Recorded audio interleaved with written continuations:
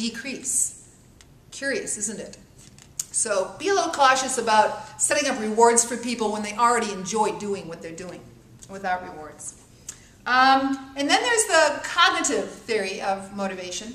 And the cognitive theory says motivation depends on these three main factors. And these three main factors, first of all, in order to be motivated, you have to want the goal. You have to want the thing that you've got to be motivated to do. So let's talk about getting your degree from college. You have to want it. Not your parents, not your spouse, you. You have to really want that goal. It has to be of value to you.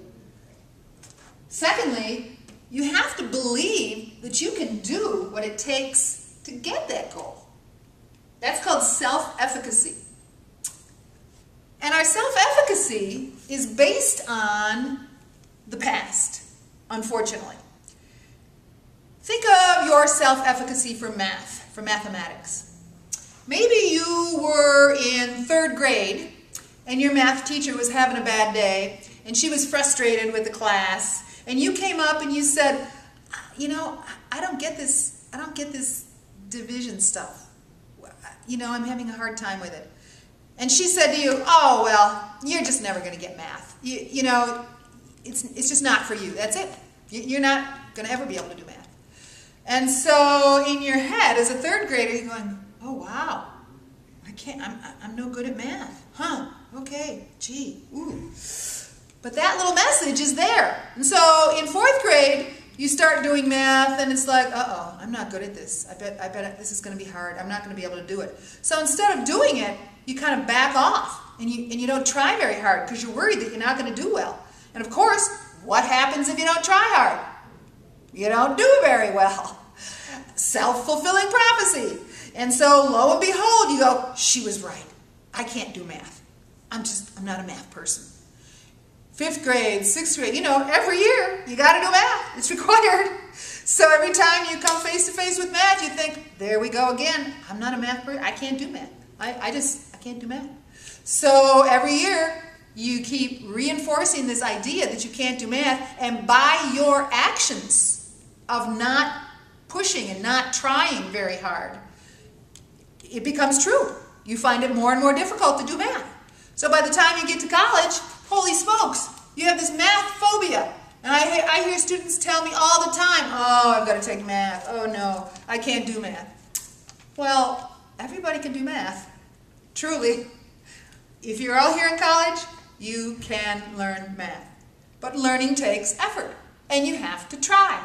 So as you're learning and trying, your self-efficacy will improve if you get little wins, little wins. Oh, I did that problem. Okay, great. All right. Went to tutoring with Lewis. Now I can do another problem. Yes, okay. Pass one of the math prelim courses. Math 094. Great. I can do that. Hey, maybe I can learn this math stuff. If you don't attend to it and correct those old, worn out, erroneous in the first place messages, that lack of self-efficacy will affect your motivation to persist and continue and succeed in college. So you've got some 3rd grade teacher having a bad day being your barrier to getting your degree from college. You can't let that happen. That's crazy. Who was she anyway? Some yahoo who didn't know enough to keep her mouth shut when she was frustrated. I know, I've been there. Public school. You know how it goes. So you have to believe that you can do it. You have to believe you can at least try and learn and do a little better each time you try, each time you put in the effort, because success is really connected to effort. All right, so we've got self-efficacy. By the way, we can have different self-efficacy for different things that we can do or know how to do. We can have excellent self-efficacy and confidence to do things with computers. We build our own computer, we troubleshoot computers for our friends, we put them together, we sell them, we play computer games, we know all about networking. We can be fabulous with computers, but oh my gosh, don't make me write a sentence or an essay. So very different levels levels of self-efficacy.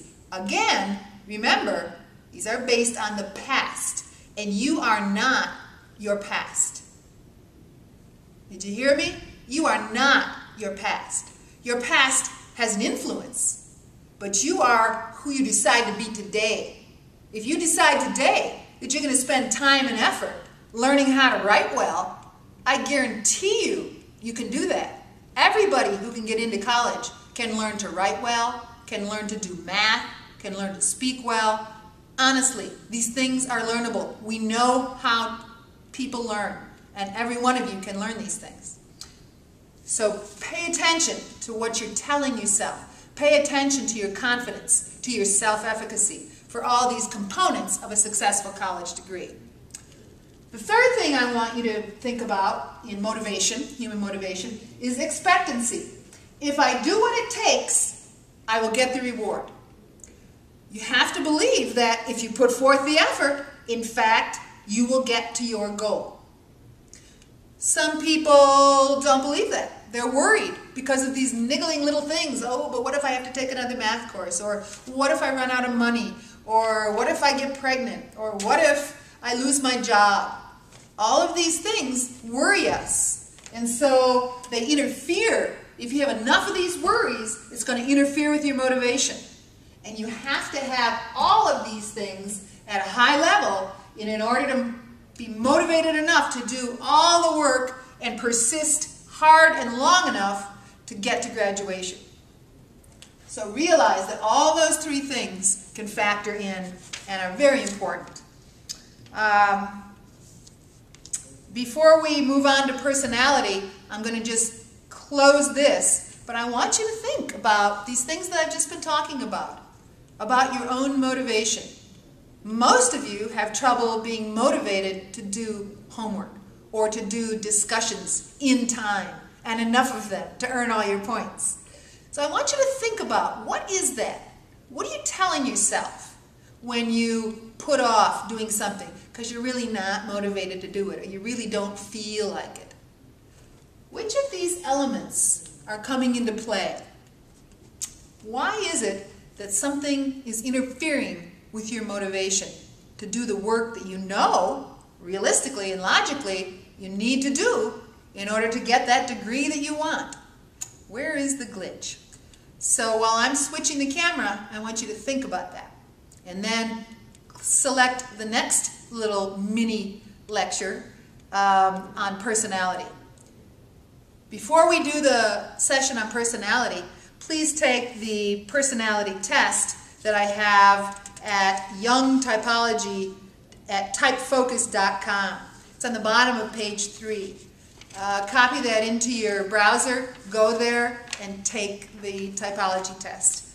And remember and collect your 4 letters. You will have 4 letters like ESTJ or INTP. Those are the letters. There are 16 of them. So be sure you do that before you listen to the next little mini lecture. Okay, thanks.